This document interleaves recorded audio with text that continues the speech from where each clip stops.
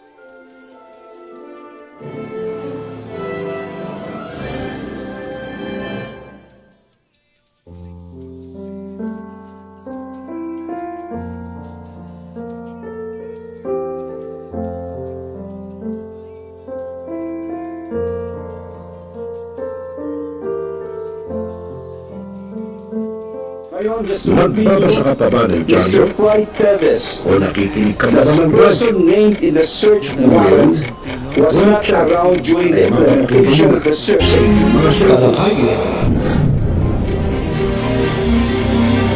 Dahil online na tayo, mga kamilenyo. Kaya, manood, makinig dito sa Millennial Online TV. Kaya i-follow, like, subscribe, at i-share na mga katropa. Dito sa yung Millennial Online TV. Barangay, pangunahing unit ng pamahalang lokal kung saan dito pinag-uusapan ang bawat sigalot ng mga residente ng bawat barangay. Dito rin pinag-uusapan ng mga piling hanggang na opisyal na barangay ang mga proyekto para sa kanilang barangay. Kumustahin natin ang panunungkulan ni Kapitan dito sa Dalo Barangay sa Millennial Online TV Worldwide, ang katropa ng bawat barangay. Ating tinatapos ang ating pagpupulong. Maraming salamat po sa inyong pagdalo at tapos na po ang ating session. Hanggang na po tayo. This is now! Sa bawat galaw ng mundo, Okay, good evening mga kabarangay. Magandang gabi Pilipinas. bilis, Magandang gabi sa iyo Luz Biminda. Magandang gabi Luzon, Visayas at Mindanao. saan ka man, At ngayon po'y araw ng Sabado, ika-18 po ng buwan ng Hulyo taong 2026. ang dala, At sa inyong mga programang Dalaw Barangay, segundo, siyempre dito lang sa News Online TV sa Bagong Milenyo, Millennial Online TV News and Updates. At siyempre ako po inyong kabarangay, Rosel Lopez, blessing, at si Mr. J sa ating technical side. ang global, At ang oras natin sa Hudyat, abay alas 8:47 po ng gabi, oras sa buong Kapuluan. tutok ka lang, At ano naman latest update natin, no? Doon po sa impeachment trial ni VP Sara Duterte. At kinover po natin yan nung nakaraang July 15, no? At yun, ngayon lang natin ilalabas. Yun muna yung first part dahil mahaba po no? Kaya po mahirap po pagka binuo natin, oras pa tayo matatapos. Kaya part 1 lang muna ang ating ipipresent, ang ating ipatutunghay sa inyo ngayong gabi. ngay ka, At dito, sa inyong panonood, sa inyong pakikinig, mga kabarangay, ay pwede po kayong magbigay ng inyong opinion, question, at yan po ay siguradong makakarating sa kinaukulan. At magandang gabi, no? Una ko nakita sa aking monitor, si Kuya Ray De La Ria ng grupong pensionados, no? Ng Barangay Tugatog, dyan sa Malabon. kami ang news na para sa Tama ba, Kuya Ray, pensionados? Oo, pasensya ka na. Millennial, At bukod dyan, si Ate Alona ko, no, na taga Tondo, Maynila, yung pong ating kasama sa Central Luzon Region 45 ng The Fraternal Order of Eagles, Philippine Eagles Incorporated. breaking, Magandang gabi sa iyo, Ate Alona. Sabi ko siya, chat mo sa akin yung mga hinihingi ko sa impormasyon is now, Di ba? Ikaw talaga, hina ko sa iyo, Ate Alona. pinakamasid, from trending hit, At yun mga kaibigan, siyempre magandang gabi rin sa ating mga kasama sa Gun Safety Advocates of the Philippines, no? Yung ating mga katropa dyan, mga kasama sa Gun Safety Advocates of the Philippines. Aba, magandang gabi sa kanila, siyempre. Oo, dahil siyempre, alam nyo, yung mga katropa natin na hindi natin po pwedeng hindi batiin. Ako, magagalit sa atin yan. Sigurado. Dahil unang-una, kasama ko tayo dyan sa grupong yan, di ba? Kaya kinakailangan batiin din natin ang grupong GSAP, no? At siyempre, yung mga kasama natin sa GSAP dyan sa US, si Tads Daily, ayan. At ganyan din yung kasama natin sa GSAP sa ibang lugar, sa Hong Kong, si Kuya Julius Miguel Saludes, ayan, kasama rin natin yan. At siyempre po, si Kuya Jun Francisco ng ating GSAP dyan sa Italy. Isipin nyo, buong mundo, buong mundo ang GSAP, hindi lang dito sa Pilipinas. Talagang gano'n, wala tayong magagawa.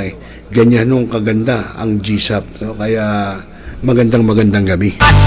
Kaya katulad yan, nanonood na sa atin yung ating founder, si Corixman, ang founder po ng Gun Safety Advocates of the Philippines. Ayan, good evening daw, sabi niya.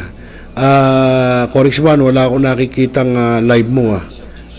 Mag-send ka nga ng link para naman may maitungay tayo, maipanood natin sa ating mga gun owners, no, para may matutunan sila, no, mga impormasyon, mga impormasyon, mga lahat ng pwedeng ibigay ng GSAP para yung mga gun owners natin na kahit hindi natin miyembro, merong magkaroon ng kaalaman. Stories! Di ba? Alam ko naman diyan ka eksperto. At magandang gabi rin kay Brother Michael Tibayan ng lokal ng Malabon, dyan po sa Malabon City.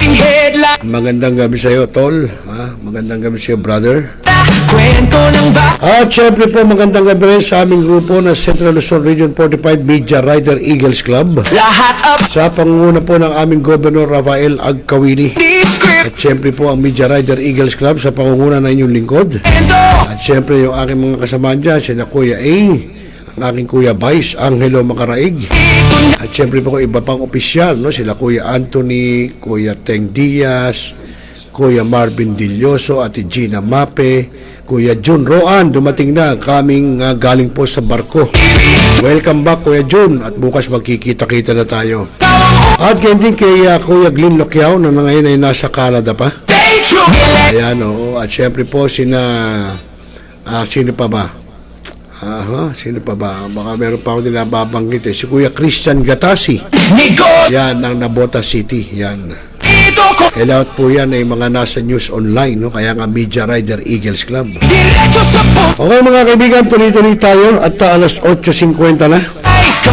Tulad na sinabi natin sa inyo, itutungay natin sa inyo ngayon yung part 1 ng ginawang impeachment trial nitong kanilang ginawang impeachment trial nitong July 15. At yan po'y kinover natin, kaya medyo mahaba at kaya hindi po tayo nakapagtungay dahil nga inayos muna natin yung mga video, no? So ngayon ay part 1 po ang ibibigay natin sa inyo, ihatid natin sa inyo at pwede kayo magkomento doon sa mapapakinggan nyo, mapapanood nyo. Kayo bahala magbigay ng inyong opinion. So mga kaibigan, panoorin natin at sigurado makakarating po sa kinaukulan ang inyong reaksyon, ang inyong opinion, ang inyong question dito po sa ginaganap na impeachment trial. Narito po. Breaking story.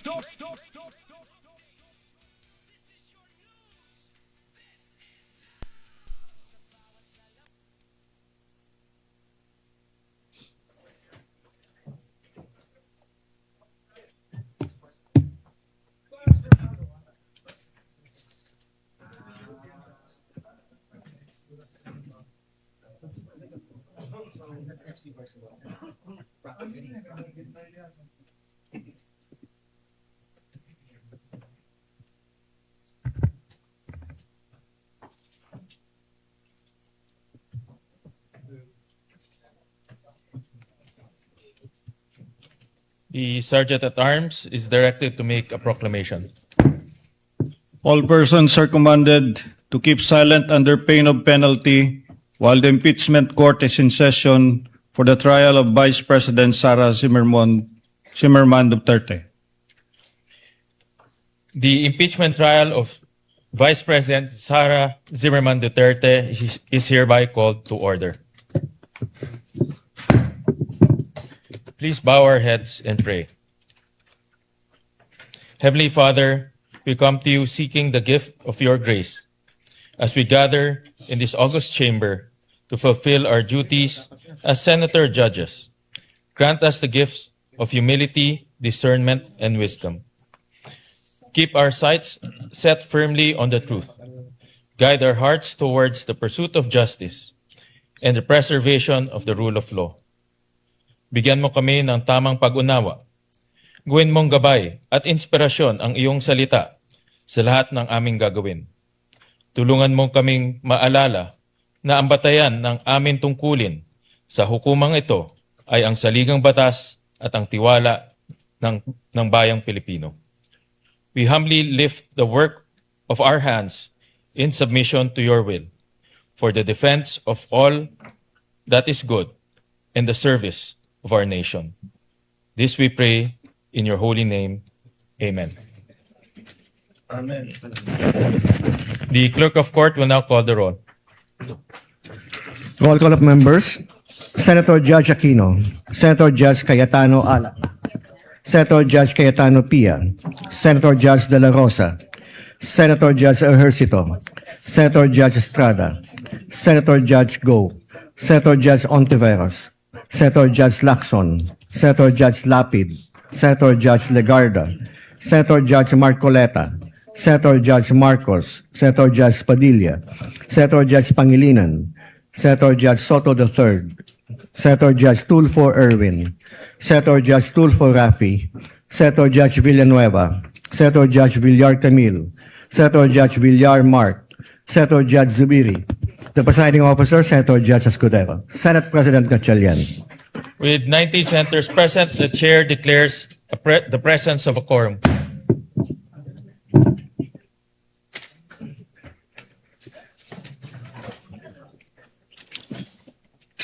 What is the pleasure of Senator Judge Padilla? Yes, sir.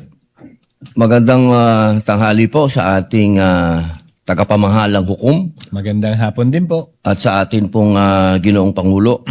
Nais ko lamang po magbigay ng isang maiksing manifesto. The gentleman has 2 minutes. Maraming salamat po. A'udhu billahi minasyaitanir rajim. Bismillahirrahmanirrahim. Mga mahal kong kasama, nais ko lamang pong idulog sa inyo ang aking nararamdaman, ang isang damdaming masasabi ko pong nagtatanong sapagkat ang mga nangyayari po sa ating hukuman sa mga oras na ito, hindi ko po alam kung ito ba ay eksakto lang na nangyayari o ito po ba ay sinasadya. Katulad po ng pagkakakulong ng ating dalawang senator judge na si Senator Jinggoy Estrada at si Senator Rodante Marcoleta. At ang kagiyat pong pagdating ng aming mga masasabing galing sa ombudsman, sa akin, at kay Senator Alan Peter Cayetano. At kahapon, pagkatapos pong ng isang araw na mabanggit ang patungkol sa pagpunta ng ating mahal na NBI Director sa Bangkok, at ito po ay kinwestiyon ni Senator Alan Peter Cayetano, kahapon po ay biglang lumabas ang isang pahayag na iniimbestigahan daw po yung patungkol sa pangyayari noong Southeast Asian Games. Ito po ba ay eksakto lang o ito po ba ay merong dapat tayong pangambahan? Sapagkat, alam niyo po, ako din po ay dapat ay pupunta ng Iran. Sapagkat isinagawa po ang pagbibigay-pugay sa namatay na kanilang leader, spiritual leader. Pero hindi po ako tumuloy dahil may impeachment po tayo. Tanong ko lamang po sa ating mga kasama, dapat po ba tayong mangamba? Dapat po ba kaming manggamba? At tayo po ay parang eksakto naman lahat ito? Hindi ba po tayo ay malayang korte? Tayo po ay may karapatan na binibigay ng konstitusyon na magsagawa po ng pagdinig na ito. Yun lamang po. Maraming salamat po, Ginoong tagapamahalang hukom. The manifestation of Senator Judge Padilla is noted. What is the pleasure of Senator Judge Mr. Cayetano? Presiding Alan? Officer, Rule 6 of the impeachment proceedings is that the rules of the Senate is suppletory, and if there is anything that affects the honor, integrity, or the functions of us individually or as a Senate here as an impeachment court, someone can rise on a question of personal or collective privilege. I won't do that, but may I just respond to what Senator Padilla said, since my name was mentioned and since the investigation announced by the NBI yesterday seems to be pertaining to this person as chairman of the 2019 organizing committee of the Southeast Asian Games. May I, maybe, in the form muna of manifestation, unless the presiding officer or Senate President thinks that I should elaborate on by asking for time on a personal collective privilege, but I don't want to start that. Senator precedent. Judge Cayetano may make his manifestation. For the record, sir. So, first and foremost, sa sinabi po ni Senator Padilla, I won't ask na ipa-play na yung video, but quite exhaustive yung sinabi ni NBI Director about the Southeast Asian Games. So, if the intention was to have a chilling effect, we already have that chilling effect. May 11, hinabol dito sa session hall na to ng mga ahente ng NBI si Senator Bato. May 13, nagkaroon ng enkwentro, putukan, pinipilit ng NBI na hindi sa loob ng Senado, but we have all the evidence that it was inside the Senate. Other incidents, I do not want to evoke a reaction or debate because I want to respect my fellow senators. Much of this has been vented in the media, is in court.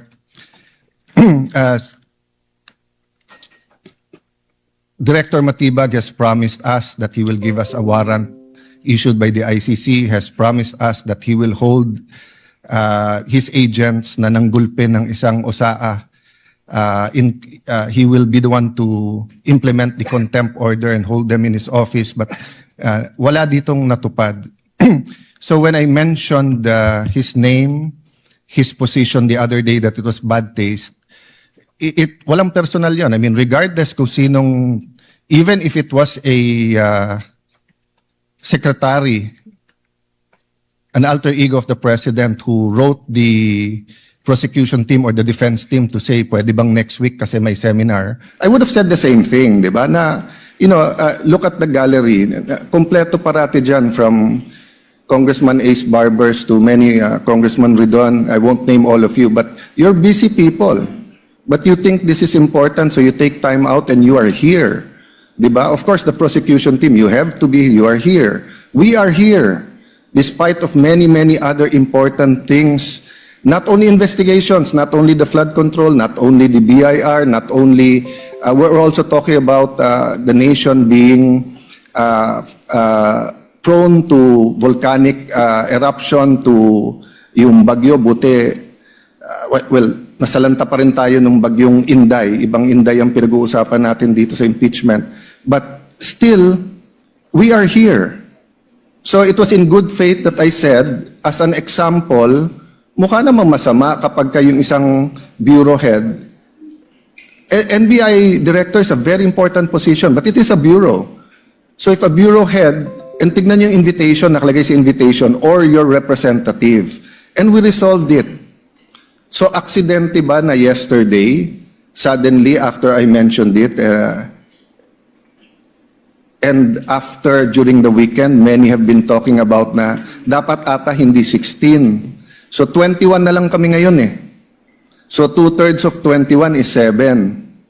Pag nabawasan pa kami ng 3, 13 na lang yon. Pero some will argue, mabawasan lang kami ng 1 o 2, baka 13 na rin yon kasi wala naman half person o 3/4 person. So all of these issues are valid. Question, the chilling effect is there, but am I intimidated? Wala na akong choice. Ilalabang ko na to, gagawin ko yun ang dapat kong gawin. Bumaliktad man yung sitwasyon, si President Marcos ang ini-impeach and I felt a certain way, ilalabang ko rin. Chief Justice man ang i-impeach, ilalabang ko rin. But for the record, Mr. President, go ahead and investigate. First of all, that's been investigated many, many times. COA, I'm not sure. I think the Office of the Ombudsman, ang nag-file pa ata, Chief of Staff mo eh. Senator Rob, I'm not sure, but parang may kaso na nun. Senator Drilon quizzed us here. I was Speaker of the House, but I chose to appear before the Senate to be able to answer all of those questions directly. The SEA Games, paulit-ulit yan. Biktima na ng speakership ng 2019 yan. Nahuli namin yung PR na sinabi kikiam, pinakain daw mga Muslim ng baboy, when it was chicken longganisa na pinakain. Pero nasiraan na tayo sa Malaysia, Indonesia. The SEA Games gave us so much honor. So far, it is still the biggest SEA Games in history. Many of our athletes launched their career, even going to gold medals in the Olympics. Our athletic and our yung aquatic natin center in Clark is one of the best in the world. Ang nagsabi nito yung Israeli coach ng isang foreign team doon. But go ahead if you want to investigate.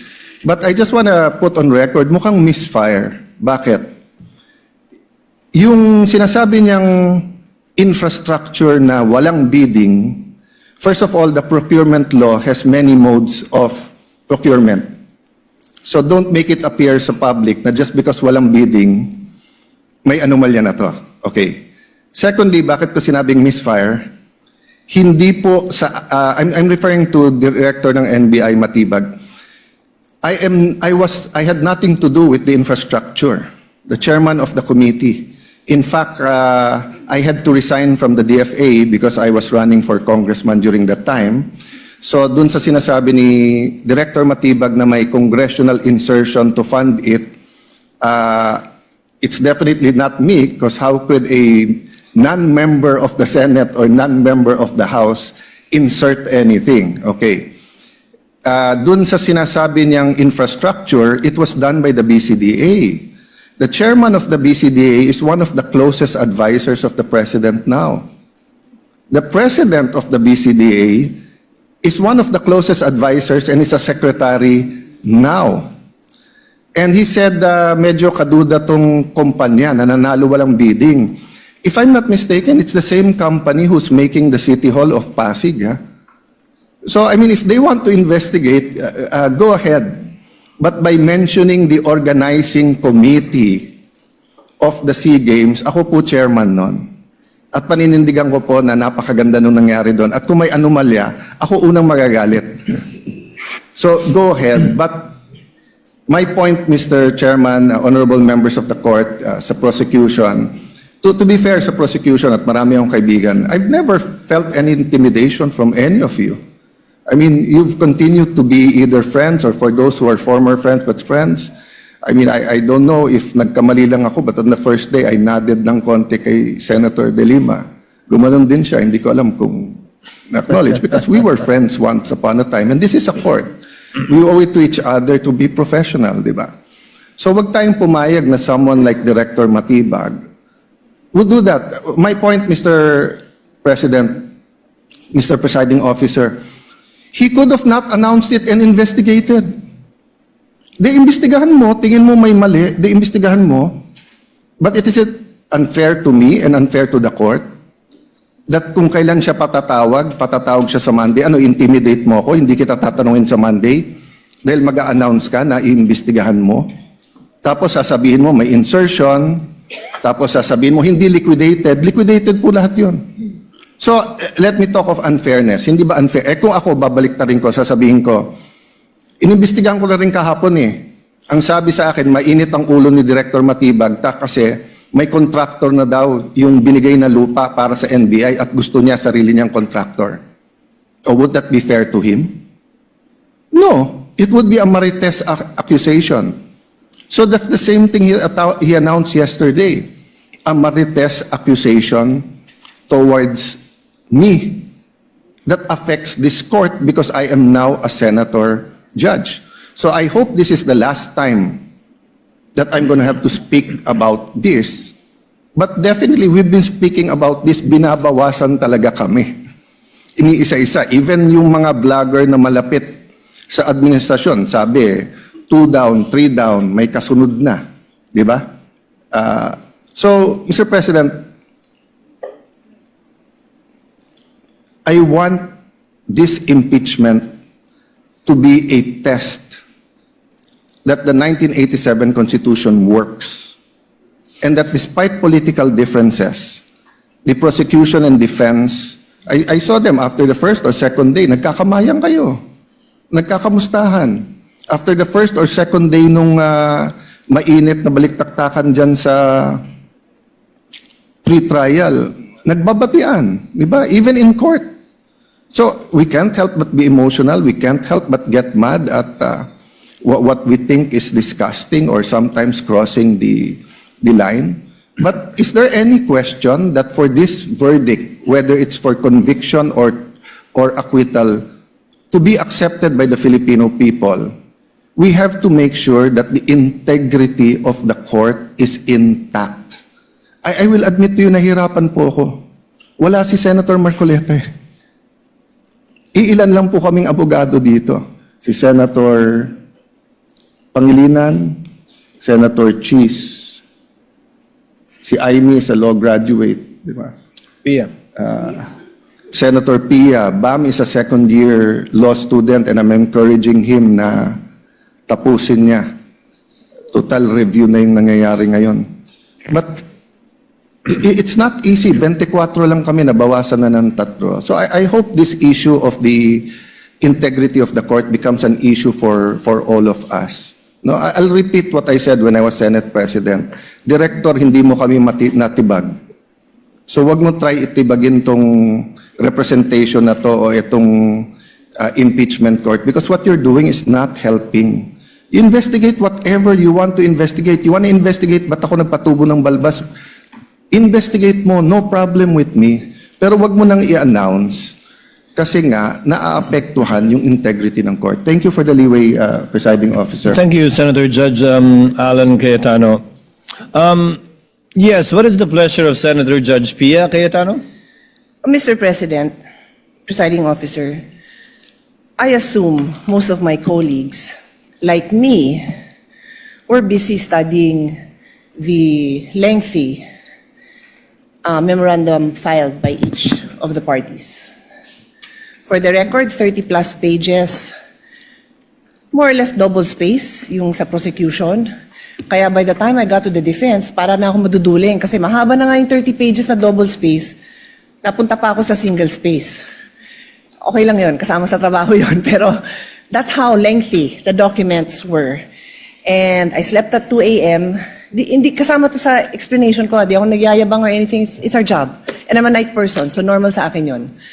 And then in the morning, tuloy ulit, sent my staff questions, asked for more details, and then we worked together throughout the morning until it was time to come here. So I don't know anything about this statement of Director Matibag. But it bothers me to hear this. I now remember that I saw a message pop up in my phone which hindi ko nga pinansin kasi nga ito yung important issue ko na pag-aralan ko tong memorandum ng mga parties na inabala nga naman nilang very lengthily and exhaustively nila dinidiscuss in a written document. But I recall now na may nag-pop up na message from a coach telling me na gustong paimbestigahan yung SEA Games. And di ko talaga pinansin. And now Alan brings it up and I am bothered. There is no jurisdiction in the world that allows a judge to be pressured and intimidated. And I ask each one of you, my dear colleagues, payag ba tayo sa ganito? Ganito na ba tayo dito ngayon?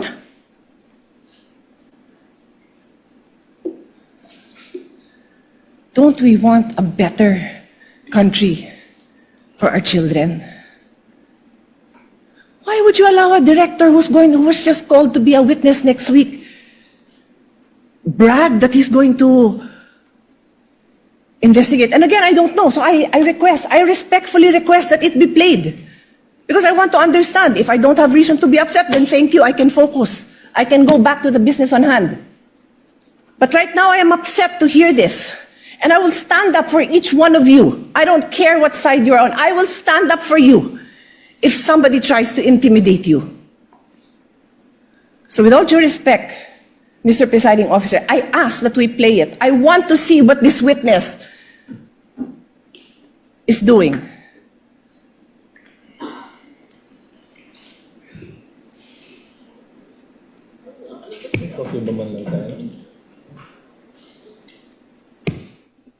Presiding officer declares a brief recess.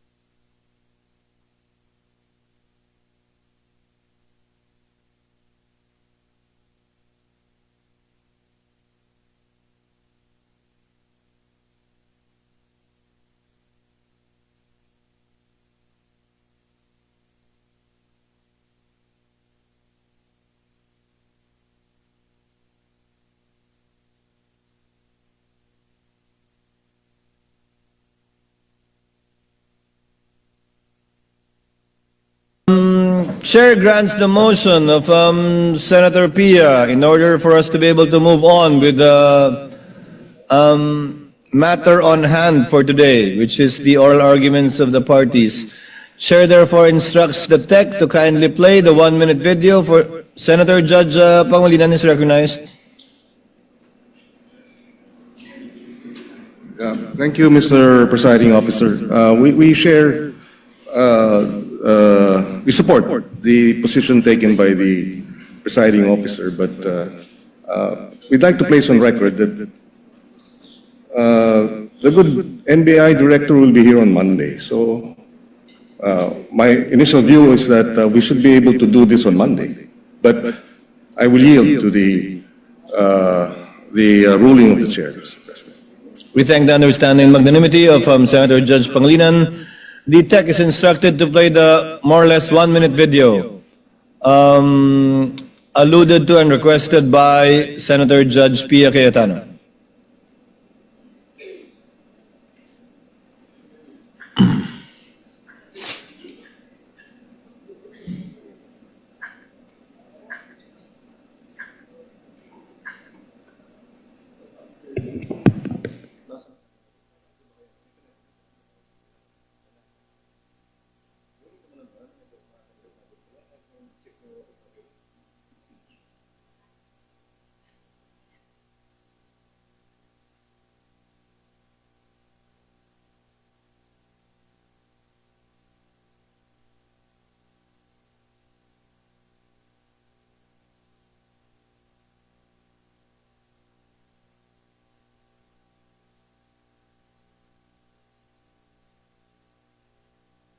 Yan, meron kaming mga kaso na pumasok na bago na dapat namin tingnan. Kung maalala nyo, pumunta kami ng Clark because we were given 70 hectares for the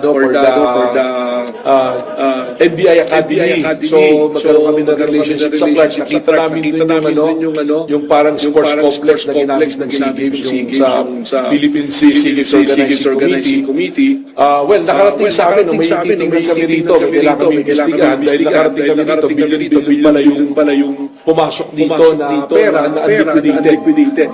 At merong private company dito na involved na binayaran ng 10 billion at ang pagbabayad insertion sa GAA na dinayan. So ito imbestigahan. Malaking kaso rin ito. Ay, iba pa yun. Yung sa Caldero na kaso, I think, so ongoing, pero sisilipin na rin namin. Ito yung tungkol dun sa it's a Malaysian company na sila yung nag-build dito parang port area na to. Walang bidding. Tapos nabayaran ng mabilisan na 10 billion yung halaga, congressional insertion. So, sisilipin namin to. Katunayan, meron kaming mga kaso na pumasok na bago na dapat namin tingnan. Kung maalala nyo, pumunta kami I think that's it. because we were given I think that's it. 70 hectares for the NBI Academy. So, magkaroon kami na rin. Senator Judge Pia Cayetano is recognized. Rest assured, Mr. Presiding Officer and dear colleagues and parties, I will not belabor this point. I will not stay long. But clearly, from the statements of Director Matibag, malaki daw kaso to. Naimbestigahan na niya? Alam niya ng malaking kaso? Paano niya nalaman? So sa akin lang, Mr. Presiding Officer, simple lang eh. What was the intention here? To distract the minority floor leader, who is one of only two lawyers right now, because our other lawyer was already carted off somewhere. So dalawa lang kami. So you wanna distract him. So ako na lang ang tatayo dito. Hindi na siya makakapag-aral. Yung ba intention? Because it is clearly the intention. The fact that he has to stand up, the fact that I have to stand up, the fact that Senator Robin has to stand up, he is distracting us from our job. As Senator Alan said, he could do it quietly. Go ahead. Ano purpose niya? Nagyayabang siya? What's the purpose? Is he trying to intimidate us not to ask him tough questions when he is our resource person next week? I do not know. But those statements, those actions are not acceptable, possibly contemptible. So I ask the presiding officer and you, my dear colleagues, let's think about this clearly. I will stop now. As Senator Pangilinan said, we can take this up on Monday. Salamat na pinagbigyan niyo ako na mapanood natin at pag-isipan natin. Na gano'n na lang, pag may pinatawag tayo sa witness stand, abangan natin na magpe-press kung ano-ano pagsasabi tungkol sa atin. I didn't have enough time to research. But clearly, I know that there's jurisprudence that does not allow a judge to be intimidated. And if hindi pa nanakot yun, then I don't know what is. Kung hindi pa ninindak yun, then I don't know what is. Hindi tayo sensitive. Sanay tayo dito. Pero alam din natin kung pinapatamaan tayo, di ba? Alam natin yun. Hindi tayo tanga. O so paano? Sabihin ko ngayon sa kanya, manda ka sa akin ngayon, pagdating mo. Ganun ba? Gaganti na lang ako. Hindi ako ganun. Kilala niyo ako. For how many years ako tumayo dito? Hindi ako nanggaganti. Hindi ako mababaw. Pero I'm asking you, dear colleagues, wag tayong papayag. The Filipino people deserve better. We deserve better. Thank you. Thank you, Senator Judge Pia. What is the pleasure of Senator Judge Alan Cayetano? Yes, I didn't know we were going to play it, but just for the record, there's no issue with the Qualdron because it was paid by the private sector. There was no public money used, and it was designed by the firm of a national artist. So much so that that same firm, I don't know when we started to hire them, whether it was the time of Senator Lacson as the Committee of Accounts for the new Senate building or the time of Senator Nancy. But until now, there's engagement. So it's so easy to find out. No? But can I shift to the topic at hand? Just one manifestation for the whole Senate regarding the oral arguments. We have not yet called the journal and called the court. Yes. So called at the case. proper time, I just want to... Yes, you may do so at the proper time. Proceeding now, if there are no objections, the presiding officer will dispense with the reading of the July 14, 2026 Journal of the Senate sitting as an impeachment court and shall consider the same as approved. Clerk of court will please call the matter before the impeachment court. Case number 004-2026 in the matter of impeachment trial of Vice President Sara Zimmerman Duterte. Appearances for the parties.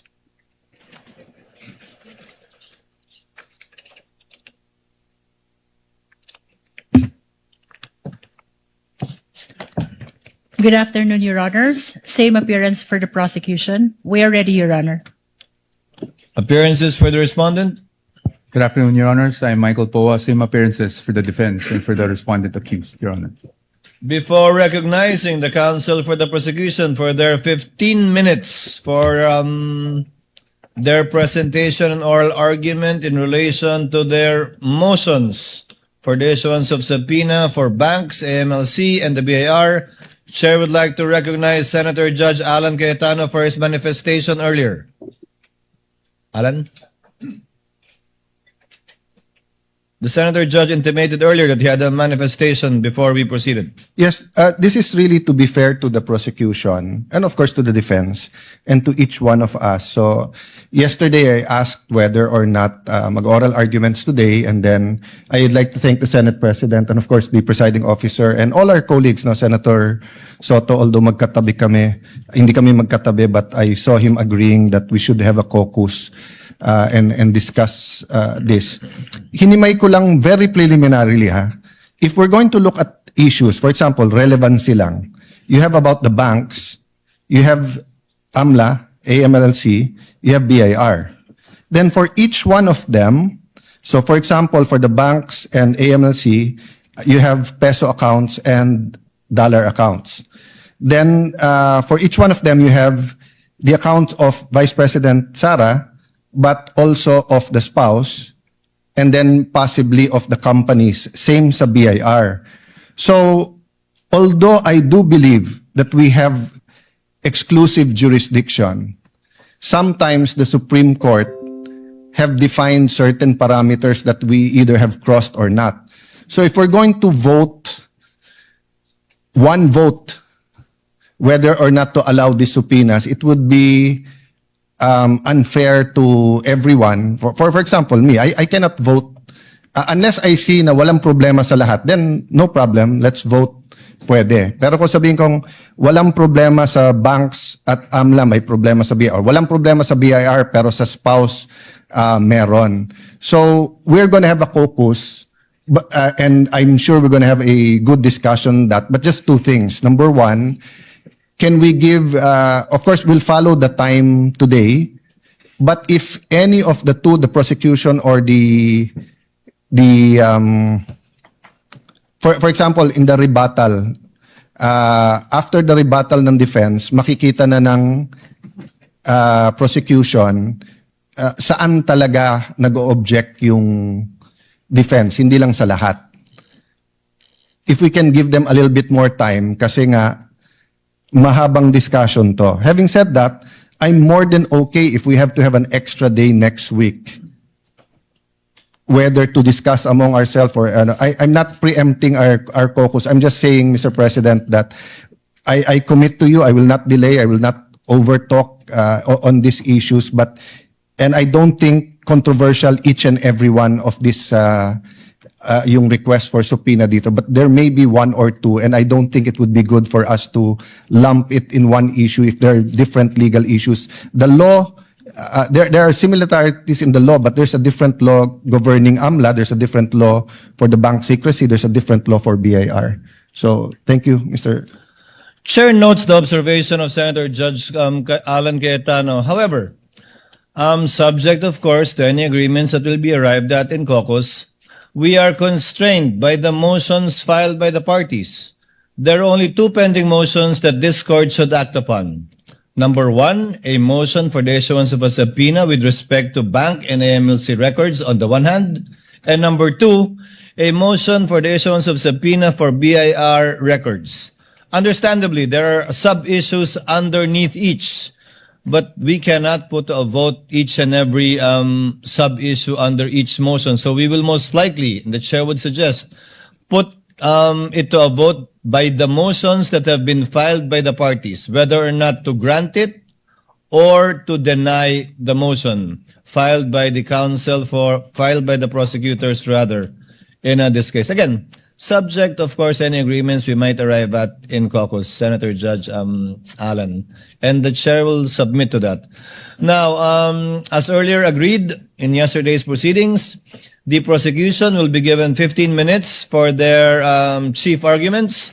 Likewise, the respondent will be given 15 minutes, and then thereafter, the prosecutor will be given 10 minutes by way of rebuttal, and the respondent will be given 10 minutes by way of rebuttal.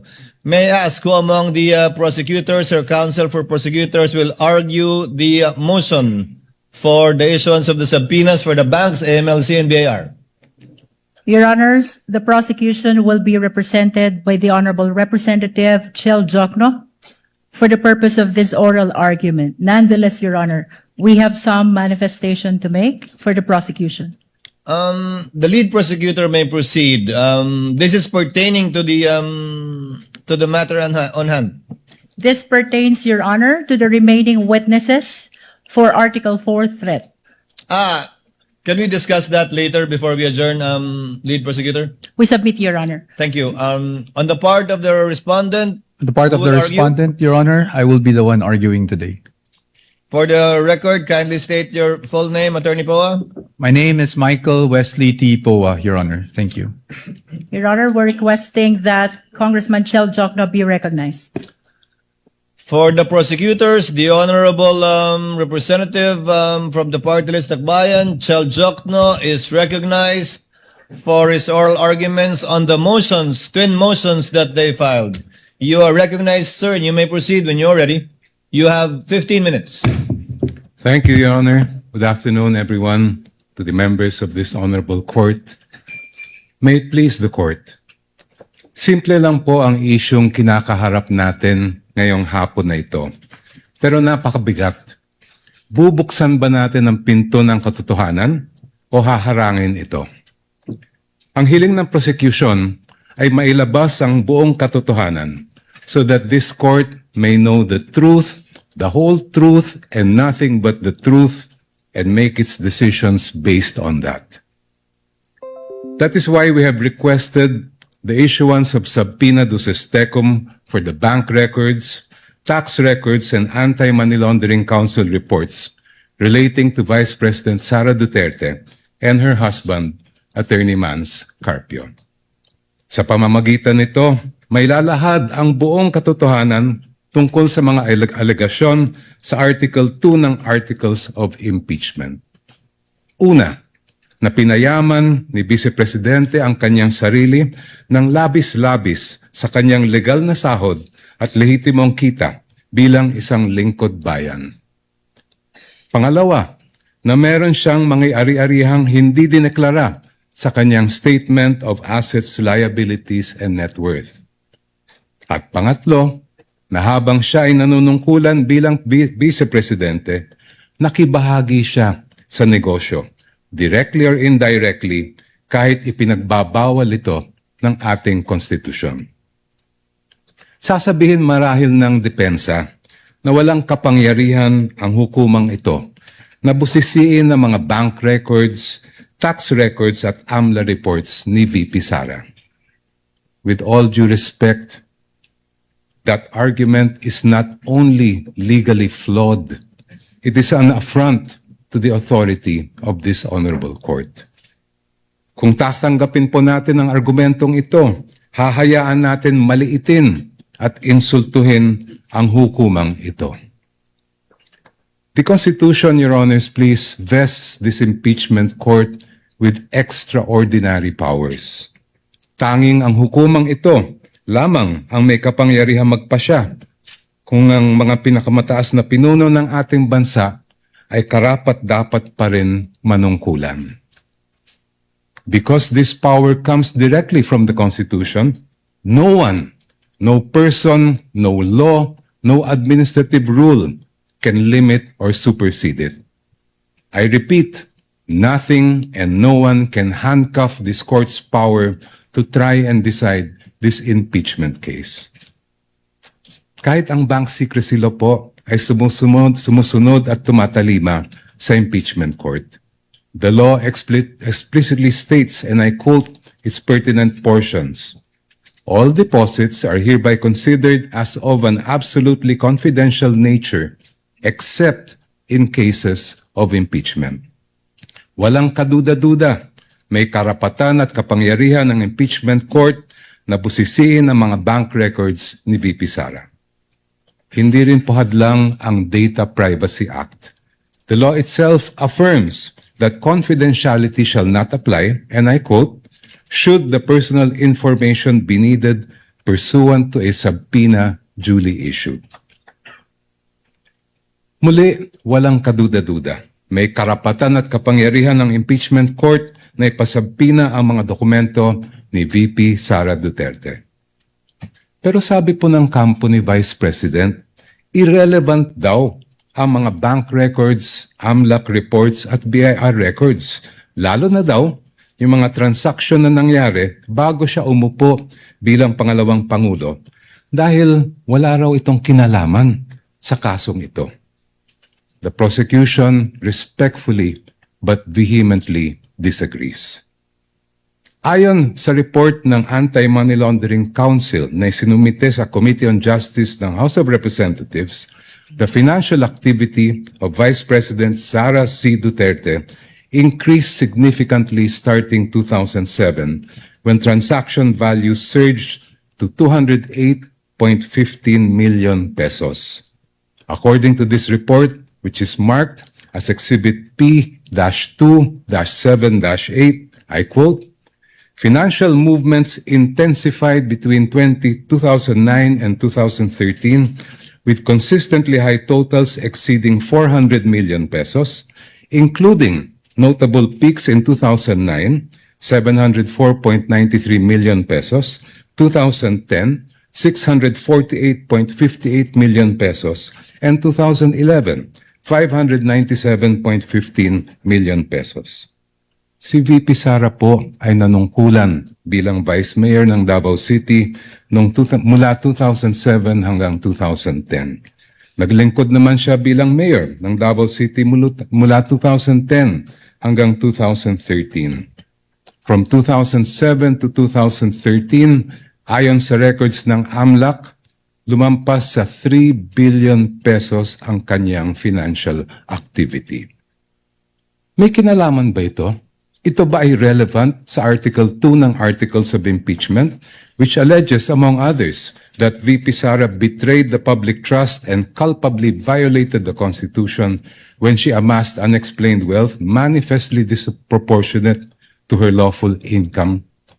Para sa prosecution, malinaw ang sagot. The Vice President's financial activity as Vice Mayor and Mayor of Davao City relates directly to the main fact in issue in this case, her fitness or unfitness to serve as Vice President. Let me explain. The framers of the 1987 Constitution added betrayal of public trust as a ground for impeachment, and I quote, to include all acts which render the officer unfit to continue in office. For this honorable court to determine whether VP Sara Duterte is unfit to continue in office, it must have a clear picture of the respondent as a public servant. Kailangan makita ng publiko at ng mga senator judge ang tunay na kulay ng vice-presidente at larawan ng kanyang buong pagkatao bilang isang lingkod bayan. If she amassed staggering amounts of unexplained wealth while she was a vice mayor and mayor, doesn't that say a lot about her unfitness to serve as a vice president? Isn't that relevant to the question this court must resolve at the end of this trial of whether or not the vice president betrayed the trust given to her by the people? From what I have gathered and read, Your Honors, please, this is not the first time this court has been confronted with this issue. Sa impeachment ni dating Chief Justice Renato Corona, tinanggap ng hukumang ito ang mga ebidensyang nakalap bago pa man siya naupo bilang punong hukom. I believe it was then Senator Judge, now presiding officer Francis Escudero, who raised the question, will the impeachment court consider only Corona's acts as Chief Justice? This after observing that some exhibits predated his appointment as Chief Justice. This matter was taken up in caucus, after which this court decided to allow such evidence. When Philippine Savings Bank President Pascual Garcia III testified before this court in the same Corona trial, he refused to answer the question of then-Senator Judge Franklin Drilon on the starting balance of Corona's 2 peso-denominated accounts. But if I'm not mistaken, it was Senator Judge Alan Peter Cayetano who said that records of initial deposits are among the quote-unquote opening documents that should have been brought to the impeachment court. After reading the subpoena, presiding officer Senator Juan Ponce Enrile held that Senator Judge Cayetano's observation was correct. During the same hearing, the presiding officer ordered the issuance of subpoena to PS Bank Katipunan branch manager Annabel Tiongson to bring all the bank records of the Chief Justice. A few days later, the impeachment court denied the defense's motion to quash the subpoena for the PESA bank accounts of CJ Corona. The presiding officer explained that the purpose of the subpoena is to find out if Corona has not included the deposits in his SALN. This court also denied the defense's motion to suppress evidence on Corona's bank accounts. Sa huli, binusisi ng hukumang ito ang bank records ni Chief Justice Corona mula sa kanyang unang balanse bago pa man siya naging punong mahistrado. The panel of prosecutors respectfully submits that the subpoenas for the production of the bank records, AMLA documents, and BIR documents of the Vice President and her husband are proper and should be issued by this honorable court. Now allow me, Your Honors, to return to my first point. There is a deeper reason why this court must resist the attempts of the respondent to exclude evidence that is obviously relevant. It has to do with curtailing the power of this court. The Constitution gives this honorable court, and I quote, the sole power to try and decide impeachment cases. Kayo lang po, Your Honors, ang may kapangyarihang magpasya kung ano ang impeachable offense at kung anong ebidensya ang maaaring tanggapin para patunayan ito. Kinilala ito mismo ng Korte Suprema. In the case of Francisco versus House of Representatives, the Supreme Court declared, and I quote, a determination of what constitutes an impeachable offense is a purely political question which the Constitution has left to the sound discretion of the legislature. Such an intent is clear from the deliberations of the Constitutional Commission. Inulit po ito ng Supreme Court sa kasong Gutierrez versus House of Representatives, where the Supreme Court declared, and I quote, Francisco instructs that this issue would require the court to make a determination of what constitutes an impeachable offense. Such a determination is purely a political question which this Constitution has left to the sound discretion of the legislature. Clearly, the issue calls upon this court to decide a non-justiciable political question which is beyond the scope of its judicial power. Since this impeachment court has the sole power to determine what constitutes an impeachable offense, no one, not the Supreme Court, much less the defense, can impose limitations on that power. No one can dictate to this court how to exercise the exclusive power to decide what constitutes an impeachable offense. In closing, Your Honors, I go back to the most fundamental provision in our Constitution on the accountability of public officers, Article 11, Section 1, which provides, and I quote, public office is a public trust. Public officers and employees must, at all times, be accountable to the people. Ibig sabihin po, sa proseso ng impeachment, ang pananagutan sa taong bayan ang pinakamahalaga sa lahat. Kaya naman po, ang hiling namin sa Korte, gamitin ang inyong natatanging kapangyarihan at karapatan na busisiin ang bank records, tax records at AMLA reports kaugnay ni VP Sara at ng kanyang asawa. Sa ganitong paraan, Your Honors, madedesisyonan ninyo ang kaso base sa buong katotohanan. The truth, the whole truth, and nothing but the truth para sa interes at kapakanan ng sambayanang Pilipino. Before I close, if Your Honors, please, if I have whatever time I have left, may I request that it be credited to my rebuttal. Maraming salamat po. We will try to do that, Your Honor. You have 1 minute and 39 seconds. And if at all we do so, we shall equally credited to the rebuttal, if any, of the counsel for respondents. Thank you, Your Honor. Attorney Powa, if you're ready, you may proceed with your oral arguments on the twin motions filed by the prosecutors. You may proceed, sir, when you're ready. Thank you, Your Honor. You have 15 minutes. Mr. Presiding Officer, Honorable Senator Judges, magandang hapon po sa inyong lahat. The issue before the impeachment court today is not whether you possess the power to issue a subpoena. The real issue is whether such power may be exercised in a manner that disregards due process and compels the production of documents and information beyond what is allowed by law. Your Honors, jurisprudence provides that for a subpoena to be valid, it must comply with twin requirements of 1, definiteness, and 2, relevance. Ibig sabihin po nun, dapat particularly describe po ang nasasaklaw ng subpoena at dapat may direktang kaugnayan sa ginagawang paglilitis. Your Honors, when a subpoena becomes oppressive, when it is unreasonable, and when it is merely issued for the very purpose that there is a hope that somewhere, somehow, something incriminating will come out, it ceases to be an instrument of justice. It becomes a weapon of a fishing expedition. And that is exactly what confronts this very court today.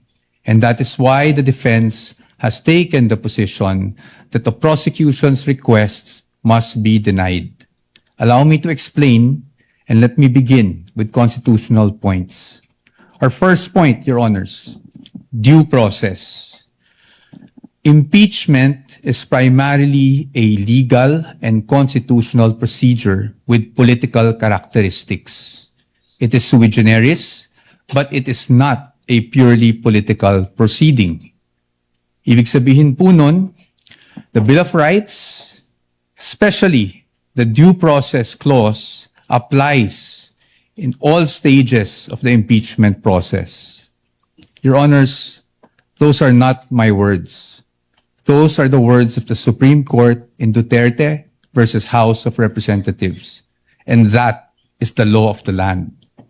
When we speak of due process, we offer a simple proposition that evidence must be present to support each and every accusation.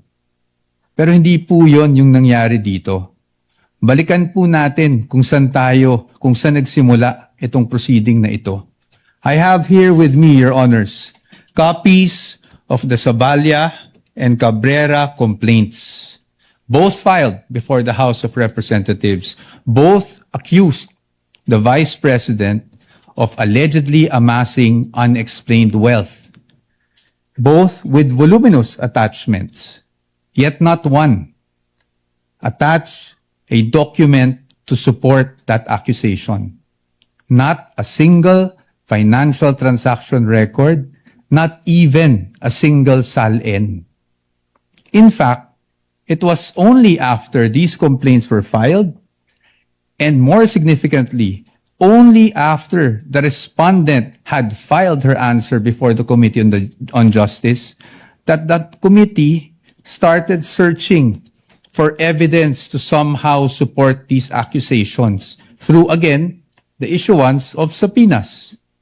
Your Honors, we objected then, and we are still objecting now, because with all due respect, the position of the defense is that is the very definition of a fishing expedition. Your Honors, in our legal system, it is not permitted to accuse now and then just look for proof later on. That is not how due process works. Hindi po dapat natin pinapayagan yan. Moving on to my second point, Your Honors, let's talk about relevance. It is our position that the requests of the prosecution are in fact fatally overbroad. Bakit po fatally overbroad? An impeachable offense is an act or omission committed while the public official is occupying an impeachable office, not before being elected or appointed to such position. Again, Your Honors, those are not my words. Those are the words of the Supreme Court in Duterte versus the House of Representatives. That is controlling, and that is the law of the land. Yet here, Your Honor, today, the prosecution is requesting for documents spanning almost 2 decades, almost 20 years, dating as far back as 2007. Your Honors, it is a fact na noong 2007, ang respondent ay vice mayor pa lamang. Definitely not an impeachable office, Your Honors. How is that relevant?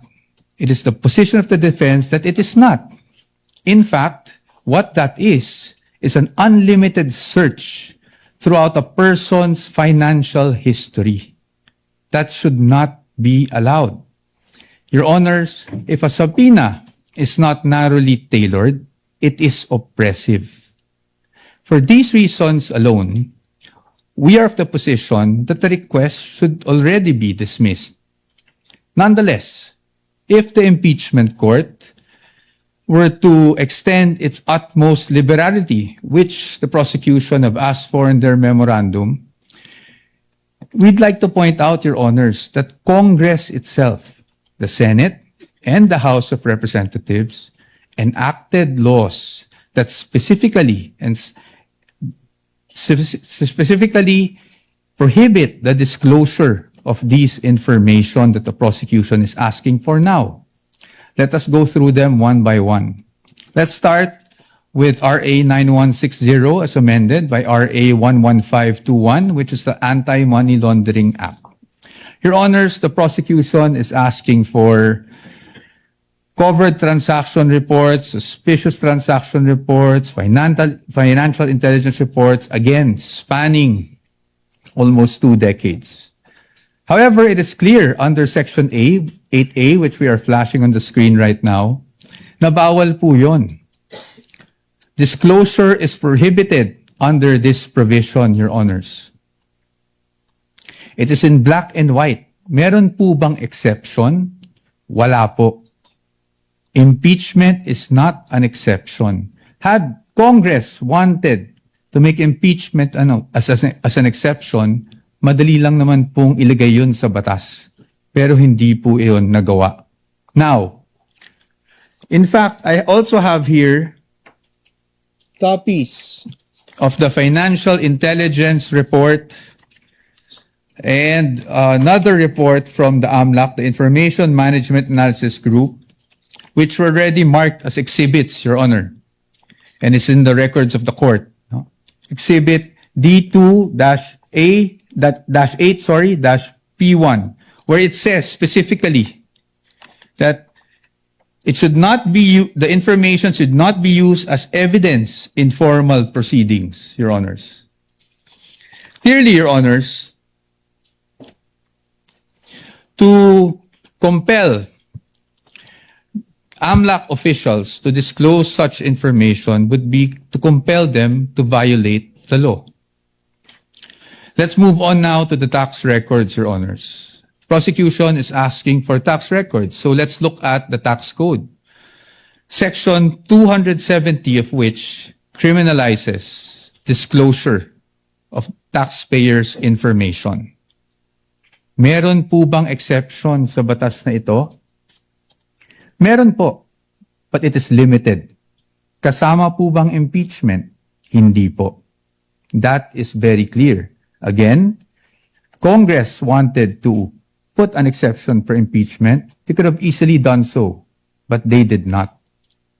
Now, Your Honors, let's go to bank secrecy law, RA 1405. The state policy has always been to favor the secrecy of bank deposits, Your Honors. Dito, while we recognize that impeachment is in fact an exception, Your Honors, we submit that this exception is not automatic. Meaning, hindi porket may exception for impeachment, pwede na kaagad natin buksan ang lahat ng bank records na hinihingi ng prosecution. Why? Because, Your Honor, this exception does not dispense with constitutional safeguards. It does not abolish the right to due process. So dapat po, meron pa rin tayong basihan. If you look at the articles of impeachment, wala naman po doon na nagsasabing yung sinasabing unexplained wealth coming from, even if it was an illegal activity, ay pinasok sa isang specific account. In fact, Your Honors, this exception does not automatically mean that we should permit a fishing expedition. Yun nga pong mga bank account numbers na nakaspecify sa request for the issuance of a subpoena, ang aming posisyon po dyan, yan po ay nakalap doon sa illegal disclosure, with all due respect, na ginawa ng AMLAC before the Committee on Justice. And then, Your Honors, they're also asking for the bank records of the spouse. Your Honor, the spouse is not an impeachable officer. And therefore, the spouse is not covered by this exception. Again, Your Honors, we should not allow this. In closing, Your Honors, the prosecution has repeatedly invoked accountability. Your Honors, we agree with them. No one is above the law. But in the same manner, no one must fall below or be outside the protection of the law. Impeachment is indeed a powerful constitutional tool. But Your Honors, impeachment is not a magic word or a magic wand that one can just wave to transform an illegal act into a legal act, to transform unlawful access to lawful access. That is not what the Constitution contemplates. That is not what the laws enacted by Congress contemplate. And that is not something that the Honorable Impeachment Court should allow. We submit, Your Honors. Thank you very much. The gentleman still has 2 minutes and 48 seconds, which we shall credit, similar to the request of the prosecutor, to your rebuttal should you desire to use it, counsel, for the respondent, Attorney Paul. Thank you, Your Honor. Counsel, the prosecutor is recognized. Attorney Chel Jokno, you have 11.38 minutes, which will round off to 12 minutes, counsel. You may Thank proceed you. when you're ready for Thank you. for your rebuttal. Maraming salamat po, Mr. Presiding Officer, at magandang hapon po ulit sa ating lahat. Let me address each of the points that the defense has raised in their oral argument. Sabi po nila una ay due process daw ang isang paulit-ulit na dinidiin ng defense. But there's no debate that due process applies in this proceeding, just like in any other proceeding. The real issue before this honorable court is, will the subpoenas that we are asking be issued by this court actually deprive the respondent of any form of due process? Ang aming paniwala po ay hindi. And allow me to explain why. First of all, we are not yet at the stage where any evidence is being put in the trial or offered to the honorable court. Nandito pa lang po tayo sa punto na kung maari bang ipaproduce natin itong mga dokumentong ito. The defense will have every opportunity to make objections if and when particular exhibits or documents are identified by a witness and offered in evidence. Therefore, wala pong due process violation ang pag-issue ng subpoena. Second, the defense repeatedly cites the case of Duterte versus House of Representatives as, I quote, the law of the land, as I quote, controlling daw yung decision na yan.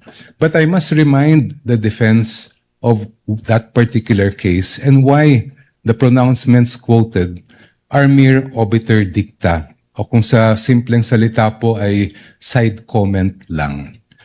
The entire Duterte versus House of Representatives case revolved around a different mode of impeachment. Kung maalala po natin, yan yung at least one-third na members of the House ang nagsampa ng kaso. And the entire decision discussed how due process should apply to that mode of impeachment. Totoo, may sinabi ang Supreme Court tungkol sa mode na ginamit po ng Saballa and the Cabrera complaints. Pero hindi po yun ang issue sa kaso ni Duterte. That issue is just a side bypass or incidental declarations of the court that are not controlling and are not the law of the land. And if you look mismo at the decision of the court, they expressly said, we are speaking of due process in relation to how these proceedings reached the Senate as an impeachment court, not this kind of procedure. Second, paulit-ulit din po nilang sinasabi na ang ginagawa po ng prosecution ay fishing expedition. Actually po, meron ng desisyon ang Supreme Court that addresses squarely this point. This case involved a case of unexplained wealth, the case of Republic versus Rabusa, GR 208183, decided August 31, 2022. Just like here, the prosecution in that case requested subpoenas for the production of bank records. Just like here, the argument was raised that this is a mere fishing expedition. In fact, hanggang sa Court of Appeals, ang sabi po ng Court of Appeals ay fishing expedition lang po yan. But please allow me to read just a portion of what the Supreme Court held here. I quote, "The Court of Appeals resolved that the bank accounts of Rabusa et al. Were protected under Republic Act 1405, that is the Bank Secrecy Law. Given the arbitrary demand to disclose the contents thereof, the Court of Appeals considered the inquiry as a fishing expedition to utilize evidence against Rabusa et al. In the instant case, given that the court orders in the form of various subpoena duces tecum and ad testificandum all involve the forfeiture of unexplained wealth, the RTC was in error for not allowing petitioner to examine, inquire, and look into the subject accounts." I continue. "As the present proceedings on unexplained wealth are now encompassed within the exceptions of Republic Act 1405, the court orders subject of this case clearly fall within the orders that would enable the examination of the respondent's bank accounts as contemplated in the first exception. Thus, it comes clear that this court cannot sustain the RTC's and Court of Appeals theory that there was no court order authorizing the examination of the bank accounts. On the contrary, records prove that the RTC issued several subpoena duces tecum and ad testificandum, which required certain persons to testify in open court and present documents which pertain to the existence and identity of the subject accounts and also to the accounts, the contents found therein. I just move forward. Given the existence and propriety of the subpoenas, the evidence procured through the same should have been duly considered by the lower courts. This court cannot agree with the Court of Appeals' supposition that the examination of the respondents' bank accounts was but a mere fishing expedition to pin liability on them. Next, the defense repeatedly cites a number of laws to claim that the requested information and documents that we are asking from this court for the issuance of subpoena are confidential. Sabi po nila, confidential daw ito sa ilalim ng Republic Act 1405. Sabi po nila, confidential daw ito sa ilalim ng Anti-Money Laundering Act, pati ang National Internal Revenue Code, pati ang Data Privacy Act ay confidential din. Pero kung titingnan po natin, klaro po at malinaw po sa amin ang batas at ang utos ng saligang batas sa impeachment court na ito. You have the sole exclusive power to determine an impeachable offense, and that includes the power to find out, ferret the entire truth, and make your decision on that basis. I will not dwell on the exception to Republic Act 1405. That's very clear. There's an exception for impeachment. Pero paano naman po yung sinasabi nilang Section 8A ng Anti-Money Laundering Law? If you read that law, particularly that provision, it clearly refers to prohibiting leaks by members of the Anti-Money Laundering Council. It never was intended to short-circuit the impeachment process or limit the powers of this honorable court to find out the truth. Ganon din po ang nakalagay sa ating National Internal Revenue Code. Sabi po ng defense, there's nothing that allows these documents to be made public. I cite Section 71, NIRC.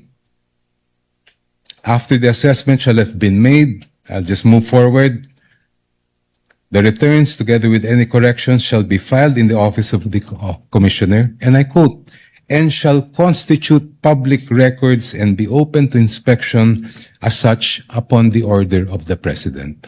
And in fact, during the Corona impeachment trial, the president at that time did order, and that is why this court admitted the BIR documents. Your Honors, madaling sabihin na confidential ang ilang impormasyon at dokumento. Madaling magturo ng batas. Pero ang hinahanap po ng impeachment court ngayon at sa mga susunod na araw, linggo at buwan ay ang katotohanan. At ang layunin ay makamit ang pananagutan. Confidentiality, Your Honor, should not be the prevailing principle in this proceeding. Hindi po confidential ang katotohanan. Maraming salamat po. Thank you, Representative, the Honorable Chel Jokno. Attorney Poa, counsel for respondent, is recognized for his rebuttal. Sir, you have 13 minutes. Thank you, sir. I will not take up the entire time to expedite matters. Your Honors, I respect, of course, the arguments put forth by the distinguished opposing counsel. But when it comes to due process, Your Honors, I think it's beyond debate, no, that due process must be observed in every stage of the proceedings. And aside from that, due process requires, Your Honor, that we also respect the protections afforded by law on the respondent. Your Honors, ang sabi po ng ating distinguished opposing counsels, obiter lang daw po yung sinabi ng Supreme Court. But Your Honors, nung sinabi ng Supreme Court sa Duterte versus House of Representatives na ang impeachable offense is an act or omission that is committed by a public officer while occupying an impeachable office, hindi naman po siguro pwede doon lang sa yung one-third mode gamitin yung ganong definition, pero pagdating po sa ibang mode ay hindi na po applicable yung ganong definition. Your Honors, in fact, in that decision, which I failed to mention earlier, sinabi rin po that the acts or omissions must be done in relation to the office. Kasi yun nga po ang purpose ng impeachment. Next, Your Honors, yung sinasabi na dapat kahit na may mga prohibition sa batas, pwede pa rin nating masapina para ma-examine. Your Honors, it is the wisdom of Congress kaya po may ganung mga prohibitions against disclosure under the law. Kung papayagan po natin that a court process, even an impeachment court, can issue a subpoena to thwart those provisions, it's as if, Your Honor, we are doing judicial legislation here because a judicial issuance can easily repeal for the time being that provision or at least suspend, Your Honor. Maybe not repeal. The proper word might be suspend that provision of law. I've never heard about that, Your Honors. And then, lastly, Your Honors, parati nating sinasabi rin, no? Two points. Yung nabanggit na Section 71 I agree po under the tax code that Section 71 provides that if the President orders, then nawawala na po yung confidentiality. However, Your Honors, even given that there's an order from the President, I think we should still think about the relevance. Para saan ba ine-examine yung mga dokumento? Hindi ba para sa impeachment proceeding? Hindi po namin sinasabi na kung sakaling nagkamali man ang Vice Presidente, kung sakaling may paglabag man sa batas ang Vice Presidente noon, ay hindi na pwedeng maparusahan. Marami naman pong paraan. You can file cases against the Vice President for those infractions, preterm infractions. Pero pag impeachment po ang pinag-uusapan, we are limited to what impeachable offenses are. And again, the Supreme Court is clear about that. Your Honors, there's also a repeated citation of the Corona case. But we would just like to point out that the Corona case was tried, decided upon way before Duterte versus HOR. And Your Honors, since it was decided before Duterte versus HOR, the Supreme Court was fully cognizant of what happened in the Corona trial. And yet, Your Honors, they imposed these guidelines. In fact, the line itself in the Duterte versus HOR is we clarify, I quote, we clarify the constitutional requirements of impeachment. At kasama doon yung nabanggit namin kanina on what constitutes an impeachable offense. And that is very clear. Marahil, sinasabi natin na yon ay isang obiter, pero Your Honors, paano po magiging obiter yon? Kung yun mismo ang itinakbo ng desisyon. The fact that the one-year bar was triggered was only the effect of not abiding by the due process clause of the Constitution. And lastly, again, Your Honors, we do not disagree with the prosecution in terms of accountability. Again, no one is above the law, but no one should also be deprived of the protection given by law, Your Honors. Thank you. Bago mag-recess ang mga senator judges para mag-usap sa caucus, nais kong sambitin sa record na binabati ko ang magkabilang panig, partikular si Congressman the Honorable Chel Jokno, gayon din si Attorney Poa, sa isang mahinahon, malumanay, maginoo at magalang na diskurso at debate kaugnay sa may tuturing nating kontrobersyal na isyong ito. At inaasahan ko, yan din ang magaganap sa caucus at sa aming pagbabalik matapos nito. Senator Judge Alan Cayetano is recognized. Thank you, Presiding Officer. Very eloquently said. Before we go to our favorite subject, recess,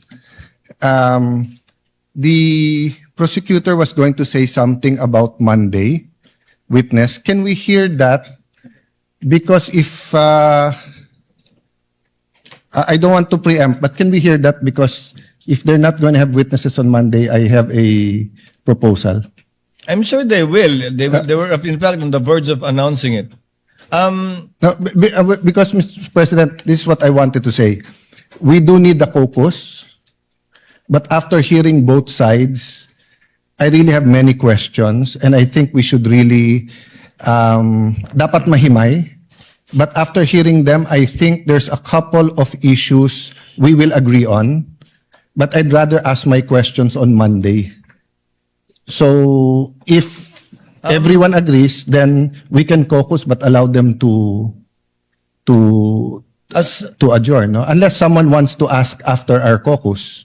We will hear the lead prosecutor. However, Senator Judge Cayetano, it is the predisposition of the presiding officer, given that we don't have any witnesses today to settle this matter and this issue today.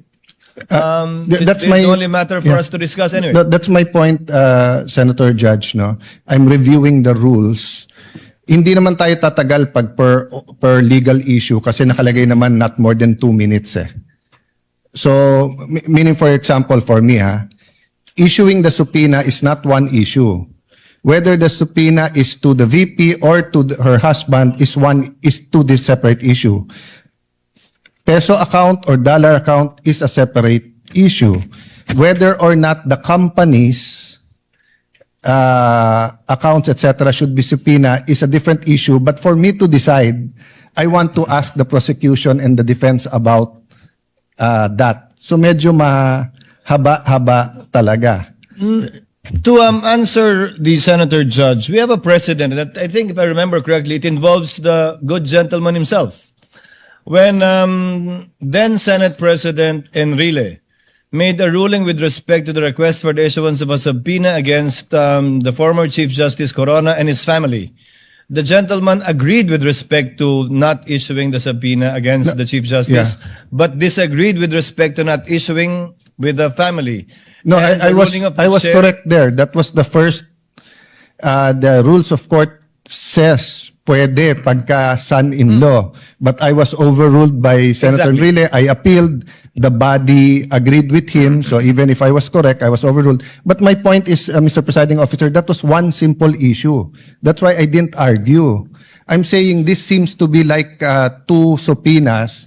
But there are several subject matters, AMLA, etc. And remember, this is Article 2. What's our assumption? August or September pa to iti-take up eh.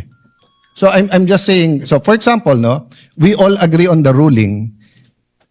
It benefits one side. We should tell them why we ruled that way, so that if they file a motion for reconsideration or they go to the Supreme Court, malinaw din yung ruling natin doon. There are substantive issues here.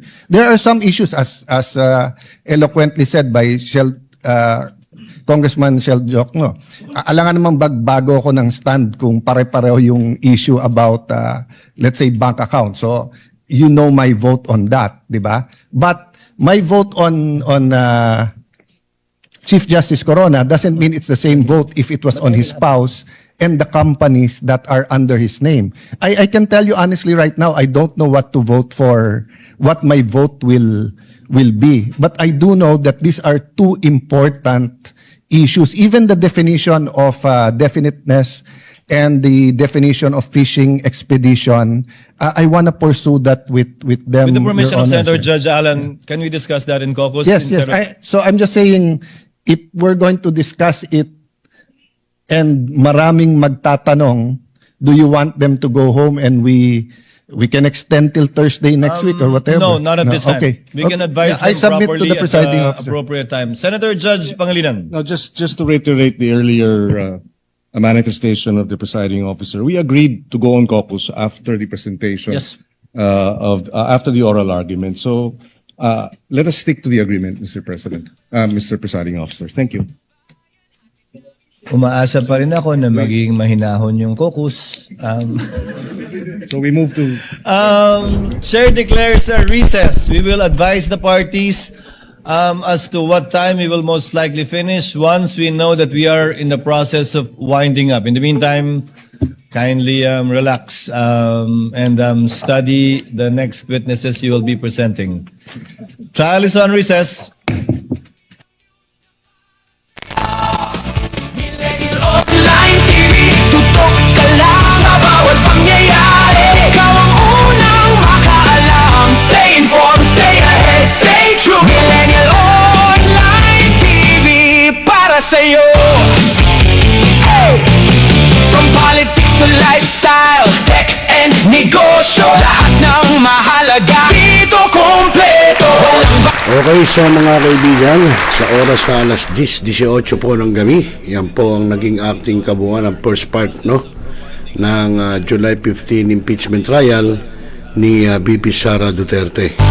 At kung mapapakinggan nyo, mapapanood nyo, no, nagsasabi si Chel Joc, no, na hinalimbawa niya yung mga dating mga nakaraan pa, no, kay VP Sara, nung naging mayor pa lang ng Davao, etc. etc. So, hindi natin alam kung kasama yan sa dapat pagtalunan o pagdebatehan dyan po sa impeachment trial, kasi dapat ang kailangan dyan yung kasalukuyan, no, para sa akin, at hindi yung mga nakalipas.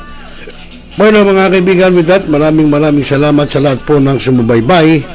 At yun, maraming salamat kay Corexman, ang ating founder ng GSAP, at yun din kay Julius Miguel Saludes ng ating GSAP sa Hong Kong, at sa lahat po na sumubaybay ngayong gabi No, magandang gabi sa inyo, no. Sino pa ba yung mga sumubaybay sa atin? Hindi na natin nakita kasi. Yun, yun na nakita natin. So, wala na tayong ibang nakita. Kaya, yun, maraming salamat, no?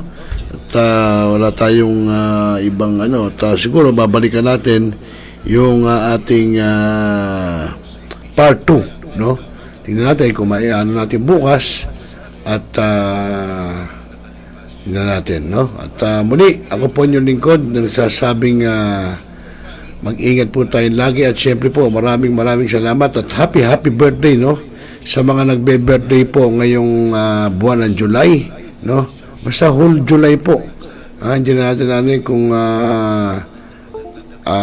kailan, basta lahat po ng magbe-birthday ng buong July, happy birthday po sa inyo dahil magbe-birthday din po tayo. May birthday na natin sa sa susunod. Sa susunod birthday na natin. So muli, ako po yung naging kasama, Rosel Lopez. Magandang gabi Pilipinas, mapayapang magdamag. Magandang gabi po. Negosyo, lahat ng mahalaga dito kompleto. Walang bias, walang paligoy-ligoy, diretso sa punto, ito ang aming apoy. Sa gitna ng ingay, kami ang liwanag. Tunay na balita, walang bahid ng alamat. Your trusted source, your daily guide. Sa digital world, kami ang iyong ride. Millennial Online TV, nandito na. Balita't updates mabilis, sigurado ka. From local hanggang global view, kami ang news na para sa'yo. Stay connected, stay informed. Millennial Online TV, news that moves with you.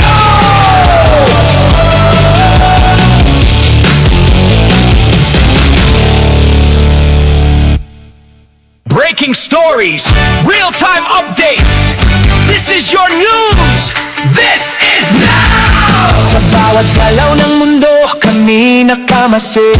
From trending headlines to truth na mabilis. Hindi lang balita, kwento ng bayan. Hatid namin sa'yo, saan ka man naroon ngayon. Click, scroll, share, lahat updated. Facts ang dala, hindi scripted. Sa bawat segundo, may bagong kwento. Kami ang boses ng makabagong mundo. Millennial Online TV, nandito na. Balitan, updates, mabilis, sigurado ka. From local hanggang global view, kami ang news na para sa'yo. Millennial Online TV, tutok ka lang sa bawat pangyayari. Ikaw ang unang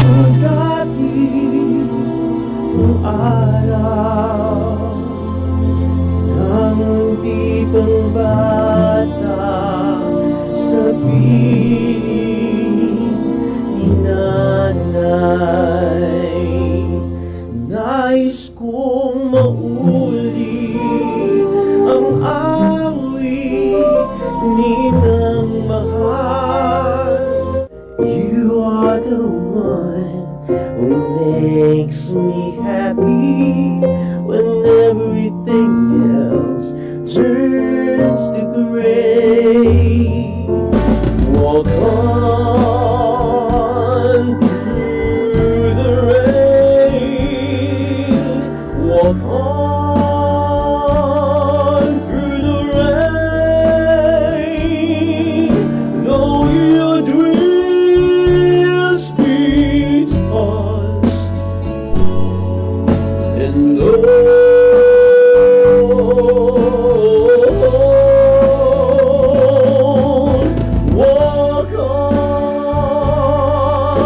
walk on with hope in your heart. At haharanahin kayo ni Randall ng Now,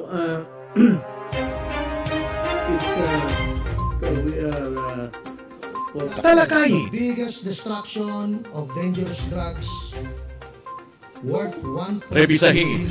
Opinyon. Malawakin. Aksyonan. Kasama si Rosel Lopez, ang inyong katropa sa pagbabalita.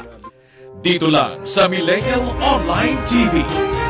Tutok na mga katropa!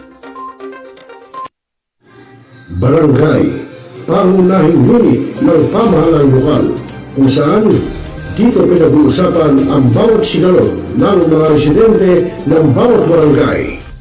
Dito rin pinag-uusapan ng mga piling halal na opisyal na barangay ang mga proyekto para sa kanilang barangay. Kumustahin natin ang panunungkulan ni Kapitan dito sa Dama Barangay sa Millennial Online TV Worldwide, ang katropa ng bawat barangay. Ating tinatapos ang ating pagpupulong. Maraming salamat po sa inyong pagdalo at tapos na po ang ating session. Enjoy na po tayo.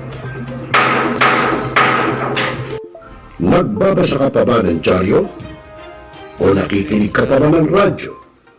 Kung ngayon, lahat yan ay mapapakinggan nyo na sa inyong mga cellphone.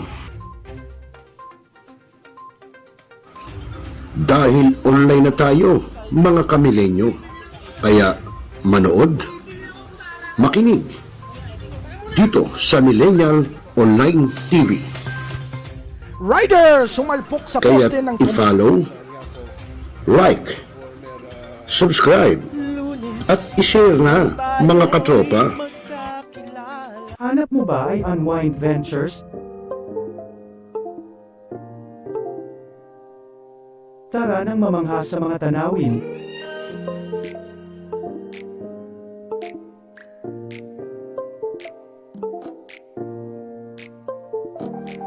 Ano man ang iyong travel goals?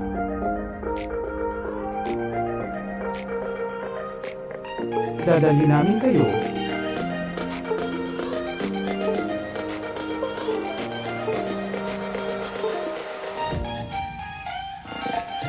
Sa Unwind Ventures at saya.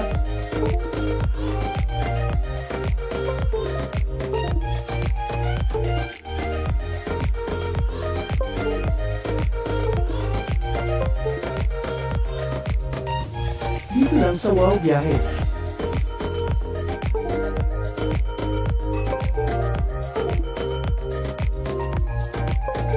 Kaya wow, di ba? Abangan dito lang sa Millennial Online TV.